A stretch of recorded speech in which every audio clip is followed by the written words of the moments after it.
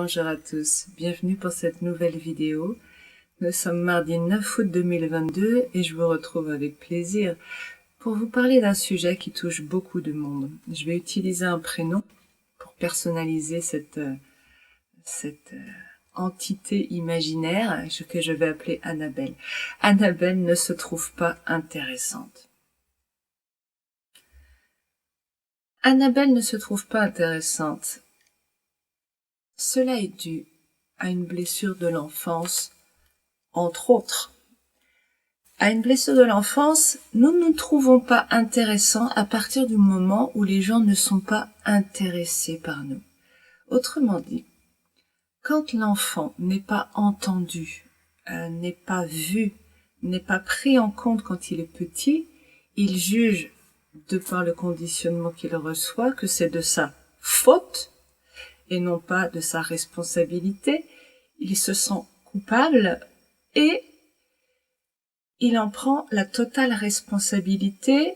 C'est donc qu'il y a un problème chez lui quand ça se passe mal autour. Pourquoi? Parce qu'on apprend des petits que, nous sommes responsables des sentiments de nos parents, de leurs états d'être. Si tu as des mauvaises notes à l'école, maman va pas être contente. Oh, tu as fait du bruit, maintenant papa est en colère. Oh, tu as fait ci, tu as fait ça. Et cela provoque cette émotion, cette réaction chez tes parents. Et tu en es la cause, tu en es la faute, tu en es le responsable. Je sais pas si ça vous parle, ça. Peut-être que si ça vous parle pas assez, je reviendrai là-dessus. N'hésitez pas dans vos commentaires à me demander des éclaircissements. Donc, si les gens sont contents, c'est grâce à nous. Nous pouvons nous relier à ça. Alors, je vais venir mettre un bémol là-dessus. Si les gens sont pas contents, c'est à cause de nous. Évidemment, pour que ça fonctionne quand même, il faut que les gens soient en relation avec nous. Mais l'enfant va très vite, même s'il n'y a pas de relation, si son père rentre par exemple du travail un soir et est pas bien, l'enfant va imaginer des raisons. Donc cet enfant qui se croit responsable va en chercher les preuves et va trouver de quelle façon pour que ça ait du sens pour lui. Il va trouver un sens à la mauvaise humeur de son père chez lui. Ok. J'ai dit tout à l'heure, avant d'aller plus loin, que je mettais un bémol sur le fait que son père soit, quand les gens sont contents, que l'enfant puisse s'en attribuer le mérite entre guillemets, en tout cas la responsabilité. Parce que nous apprenons aussi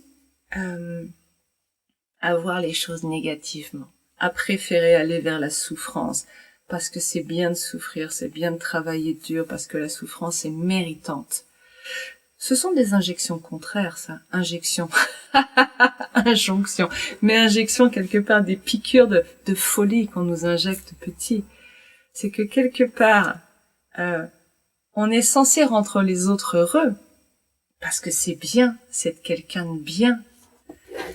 Donc, on cherche à se transformer pour devenir quelqu'un de bien qui va avoir un impact positif sur l'extérieur.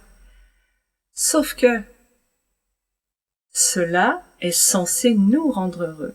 Mais que pour arriver à cette transformation, la deuxième piqûre, c'est que la souffrance est nécessaire. L'injection, c'est je me fais mal pour pouvoir être heureux. Mais voyez comme ça n'a aucun sens. Je ne peux pas à la fois me taper sur la tête avec un marteau et vouloir ressentir du bien-être à ça. Je ne peux pas prendre un fouet et me flageller et me dire « Ah, qu'est-ce que ça fait du bien !» Si, c'est possible. Ça s'appelle le masochisme. Et voilà ce qu'on nous apprend. On nous apprend dans un véritable lavage de cerveau. Je suis en train de dévier un petit peu de mon sujet et je vais revenir sur cette histoire de souffrance parce qu'elle est vraiment en ce moment devant pour moi et je prends conscience de beaucoup de choses que je voudrais vous partager de façon peut-être un peu nouvelle. Bon, bref. nous apprenons le masochisme. Nous apprenons que la souffrance est belle et bonne et qu'elle est censée nous apporter du plaisir. C'est hallucinant. Ce serait l'équivalent pour un animal de laboratoire de lui filer une décharge électrique et lui donner un sucre ensuite. Et qui va donc associer décharge électrique, sucre. C'est bon quand ça fait mal. Vous vous rendez compte? Peut-être pas. Peut-être pas, parce que peut-être que c'est balancé un peu crûment et qu'il faudrait des exemples plus de la vie courante. N'hésitez pas, hein, si vous avez besoin de choses plus matérielles, enfin, plus dans notre réalité quotidienne. J'en reviens à Annabelle. Annabelle, quand elle était petite, elle a pris en charge le bonheur de ses parents, elle s'en est sentie responsable et coupable. Le problème pour Annabelle, c'est ses parents ne s'occupaient d'elle, lui donnaient des choses matérielles, lui donnaient un cartable pour aller à l'école où il fallait travailler dur, lui donnaient même de l'argent de poche, lui donnaient des conseils, la faisait travailler, etc. Ou lui donnait même des fessées, des corrections, mais tout ça pour son bien. Parce que si vous vous souvenez de la vidéo de la semaine dernière, c'est toujours pour de bonnes raisons que nous faisons vivre un enfer à tout le monde et à nous-mêmes. Donc pour ceux qui n'ont pas vu la vidéo de la semaine dernière, je vous invite à surtout aller la voir. La semaine dernière, ou peut-être il y a 2 semaines, avoir des bonnes raisons est inacceptable. Ok. Donc, les parents se sont occupés d'Annabelle et elle se sent en plus coupable de quelque part de pas se sentir bien par rapport à cette enfance. Combien d'enfants, combien d'adultes se sentent en malaise par rapport à leur enfance parce que consciemment leur mental leur dit mais tu as eu tout ce qu'il te fallait. Tout était, tes parents t'ont aimé, ils ont fait de leur mieux, ils ont travaillé dur pour toi. Vous voyez la culpabilisation? Ils se sont occupés de toi. Il n'y a aucun enfant qui dit à ses parents, souffre pour moi, fais-toi du mal et je serai heureux. Aucun. Les enfants disent à leurs parents, et c'est vrai, mais on ne l'entend pas, sois heureux papa, maman, et je me sentirai en sécurité, et je me sentirai bien. Je me sentirais bien, non pas, je me sentirais en sécurité, ça c'est sûr. Je me sentirais bien, c'est parce que nous leur apprenons qu'ils sont responsables. Hein. Si nous cessions de leur apprendre que notre état d'être vient de leurs actes, de leur comportement, de ce qu'ils sont, ils seraient quand même beaucoup plus en sécurité intérieure. Comment c'est insécurisant de se dire que, alors qu'on est un choupignou, qu'on peut rendre heureux ou malheureux papa ou maman, mais qu'est-ce que c'est flippant. Ça met l'enfant dans une peur pas possible, ce pouvoir de faire du mal, alors qu'il ne l'a pas, il ne l'a jamais, il ne l'aura jamais en réalité. Mais nous croyons cela. Et donc, là où notre mental nous dit tu as tout, à l'intérieur de nous, notre âme, non, notre âme, elle est dans ce malaise, cette peur, culpabilité de pas avoir été suffisamment parfait pour que nos parents soient profondément heureux, ce qui est une aberration. Ça ne marche pas comme ça. Nous ne pouvons pas rendre les gens heureux ni malheureux. C'est dans leur tête que ça se passe, j'insiste. Nous avons donc ce sentiment de culpabilité, cette insécurité profonde et surtout, par-dessus tout, cette déception de ne pas avoir été aimé suffisamment comme nous aurions aimé, voulu, désiré, eu besoin de l'être. Néanmoins, revenons à cette Annabelle qui, donc, son conscient lui dit, bah oui, tes parents ont été là pour toi quand même, puis ils t'aiment, c'est ce qu'ils disent, et puis même quand ils t'en collent une bonne, bah c'est par amour, c'est pour ton bien. Sauf que là, c'est pas juste. Ah bah non, c'est pas juste. C'est pas juste, la violence ne se justifie jamais. La violence envers l'autre. La violence défensive, c'est autre chose, mais la violence envers l'autre pour son bien, non. Ça, c'est une justification mentale, donc c'est inacceptable. C'est pas ok dans votre cœur. Bref. Annabelle ne se trouve pas intéressante. Pourquoi? Eh bien, pour une équation simple, nous apprenons que quand c'est bien, nous serons récompensés, quand c'est mal, nous serons punis. Celle-là, je vous en ai déjà parlé souvent de cette équation et de ce pilier, mais c'est un pilier dont je vais encore vous reparler souvent parce que vous ne savez pas à quel point il gangrène votre vie et vous empêche d'être heureux. En quoi ça impacte Annabelle? Eh bien, Annabelle n'a pas reçu tout l'amour dont elle aurait eu besoin. Et je ne dis pas que c'est bien ou mal, je ne dis pas que c'est mal. C'est un état de fait. Est-ce que c'est aux parents de donner l'amour à leurs enfants ou est-ce que c'est leur apprendre à s'aimer eux-mêmes, qui est l'autonomie affective? Je vous avoue, et vous vous en doutez, que je penche pour la deuxième solution. Ok, j'en reparlerai. Quand je crois que bien c'est récompensé, qu'est-ce que j'attends en tant qu'enfant? J'attends de l'amour, pas des cadeaux, pas des cadeaux, pas la manifestation matérielle de l'amour. J'attends de sentir cette énergie pure, inconditionnelle. Bien égal, tu vas recevoir de l'énergie pure et inconditionnelle. Sauf que mes parents sont pas capables de me la donner. Aucun humain sur Terre n'est capable de me la donner, celle-là. Donc déjà, j'ai une cruelle déception à la base. J'ai pas ce qu'on m'a quelque part fait croire, comprendre que je recevrais. Bah non, ma chérie, tu l'auras pas parce qu'on peut pas. Mais ça, on ne me le dit pas. Je le découvre. Ok. Donc, Annabelle croit qu'elle va recevoir de l'amour si c'est bien. Sauf qu'elle ne reçoit pas cet amour. Donc, égal, là c'est au milieu, bien égal amour.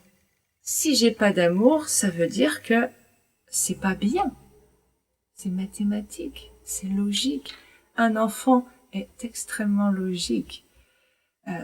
Comme il se charge comme un ordinateur, enfin c'est une analogie, hein, mais avec des choses cohérentes dans la représentation du monde, pour lui, si je reçois pas d'amour, c'est que c'est pas bien. Ici. Donc, on apprend aux enfants, que ce soit bien clair. Et pour vous, vous avez appris ça. Ce que vous êtes, vous faites, égale quelque chose de l'extérieur. Et ça, c'est la première aberration. Parce que c'est pas comme ça. Enfin, oui, je vous apprends depuis des semaines, des mois, des années que c'est comme ça. Mais pas, je vais manipuler les gens autour de moi. C'est ici et ça rayonne, ce qui n'est pas du tout la même chose dans l'intention. Et ça, c'est quelque chose d'aberrant. Je reviens à Annabelle. Je digresse beaucoup, il y a tellement à dire. Je reviens à Annabelle. Annabelle, elle a fait ce qu'elle pouvait, comme tout le monde, comme tous, comme nous tous. Elle a fait ce qu'elle pouvait pour être quelqu'un de bien. Mais elle n'a pas reçu l'amour. Donc, si elle n'a pas reçu l'amour, ça veut dire qu'elle n'est pas quelqu'un de bien.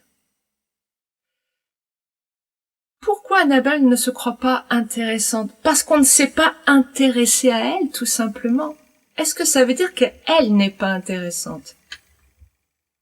Absolument pas.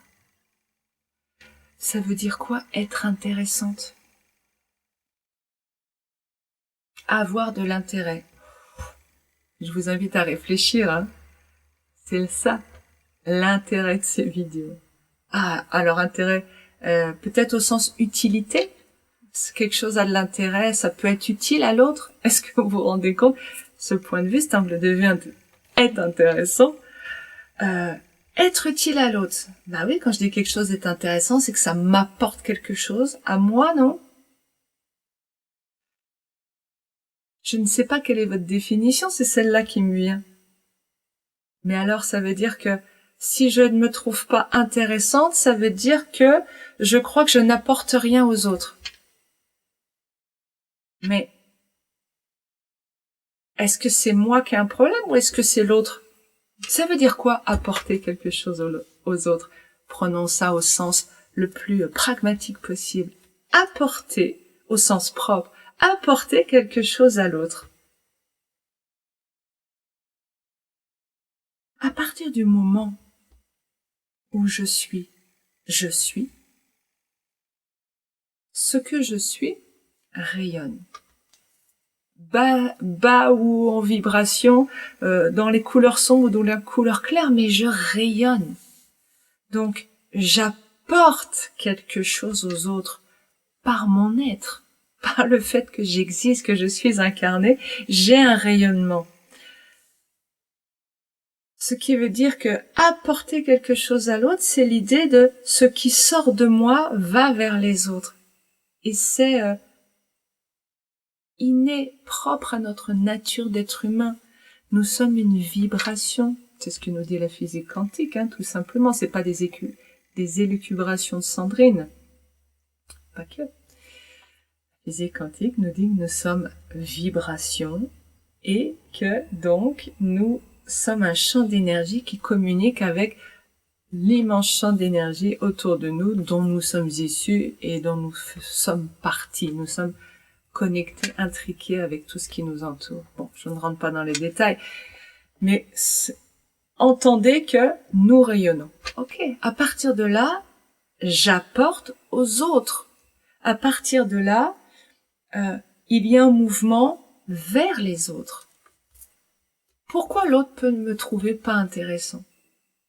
C'est parce qu'il refuse d'ouvrir sa porte à ce rayonnement. C'est une image.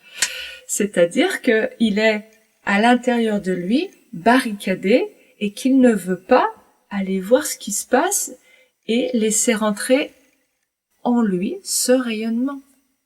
Pourquoi il ne veut pas laisser rentrer en lui ce rayonnement?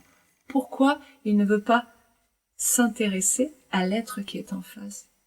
Juste parce qu'il a peur, juste parce que son cœur est complètement fermé, juste parce que l'émotion qui le domine est négative et donc est dans le repli. Quand on est fermé et qu'on est dans le repli, on est aussi dans le refus. On repousse les choses. Quelqu'un qui est vibratoirement bas a les champs de conscience très limités, très fermés, alors que quelqu'un qui est vibratoirement haut va avoir des champs de conscience très ouverts. À partir de là, l'intérêt que je témoigne à ce qu'il y a en face n'est pas le reflet de la qualité de l'être en face ou de sa valeur, mais elle est le reflet de moi, de mon ouverture de mes champs de conscience, de la décalcification de ma glande pinéale et de mes émotions de peur ou de joie. Autrement dit, Annabelle ne se trouve pas intéressante.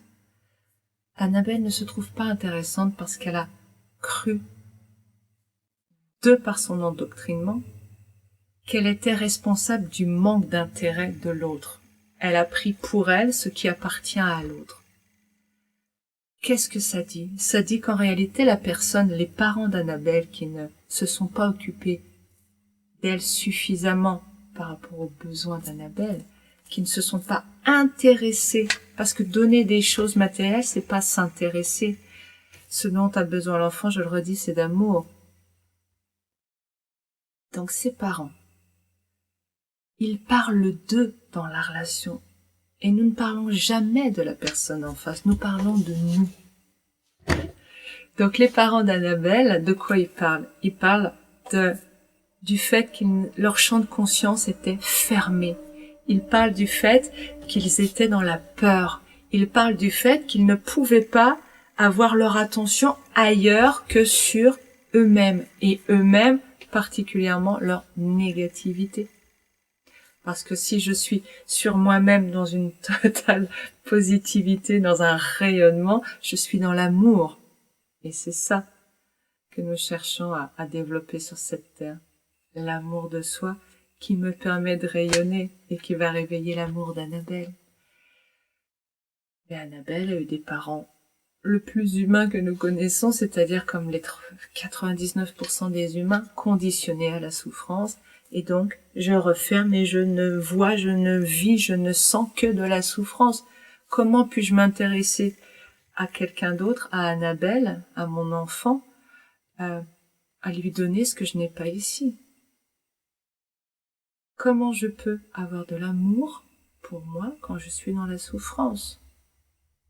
La souffrance, elle consiste à, si l'amour, je matérialise ça ou je le symbolise par une bouteille pleine à l'intérieur de moi, la souffrance, elle consiste à vider la bouteille. Je ne peux pas avoir une bouteille pleine et me faire souffrir, qu'on soit bien clair.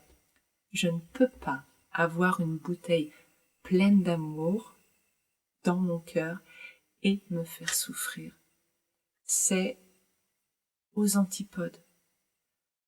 On nous apprend ça dans le conditionnement humain, mais au niveau de l'univers, ça n'est pas possible.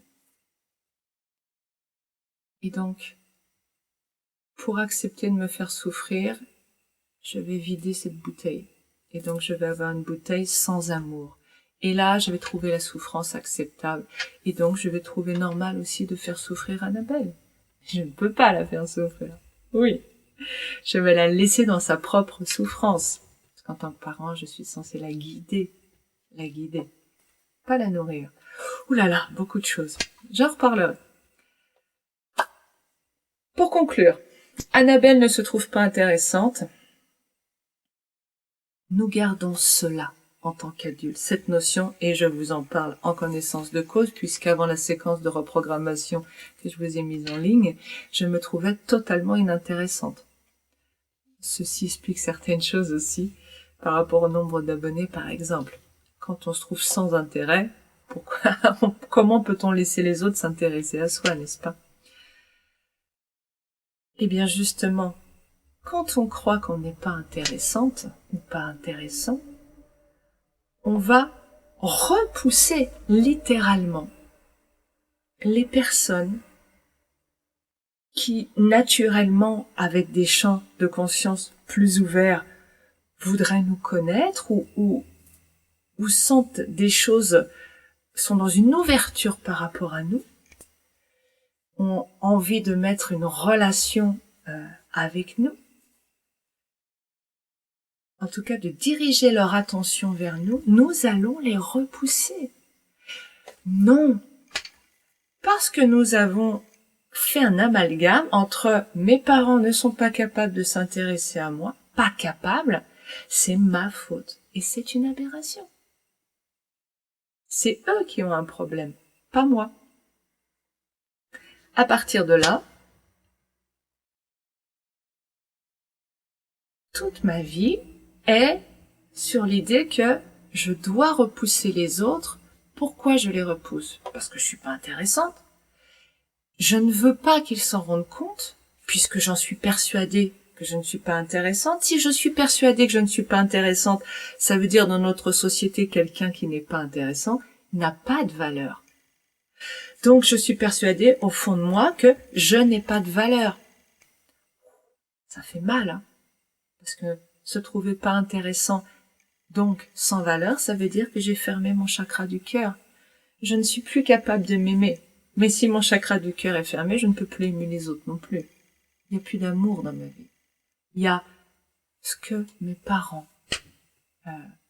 je me retrouve dans un fonctionnement à peu près équivalent à celui de mes parents qui fonctionnaient avec un cœur fermé dans la peur.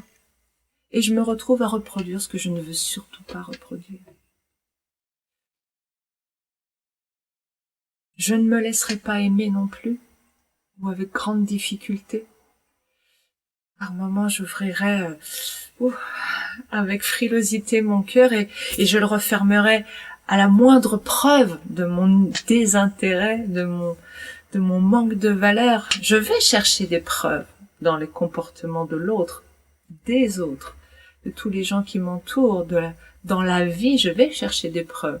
C'est comme ça que fonctionnent nos croyances. Elles s'auto-entretiennent parce que elles vont chercher dans le milliard d'informations que nous avons à la seconde les 40 preuves, 40 sur 1 milliard, hein, parce que vous pourriez en trouver 1 million que vous avez de la valeur. Mais non. Votre mental piloté par votre négativité va aller chercher les 40 ou les 7 qui prouvent absolument inéluctablement que vous n'avez pas de valeur. Comment on contre ça? Eh ben, en allant chercher d'autres preuves que vous avez de la valeur. Allez les chercher, elles existent, ces preuves. C'est juste votre cerveau qui est programmé à voir l'inverse. Mais vous pouvez trouver des preuves. Toujours. Quelle que soit votre croyance, vous trouverez des preuves. Donc, allez chercher des preuves positives de votre valeur. Parce qu'il faut rééduquer votre cerveau.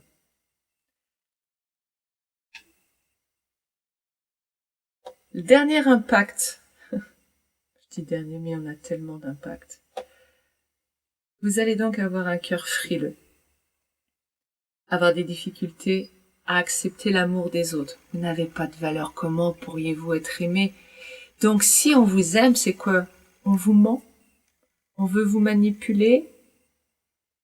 Ça, c'est une façon de voir les choses. Peut-être que vous pouvez accepter qu'on vous aime, mais par moment, quand vous jugez, vous, de votre côté de la relation, que ouais, là, ok, c'est bien, donc je peux être aimé. Vous pouvez ouvrir votre chakra du cœur. Je vous rappelle que c'est pas l'amour de l'autre qui vous fait du bien, c'est votre cœur qui s'ouvre parce que l'autre vous aime, parce que vous croyez donc que vous êtes quelqu'un de bien. Ok.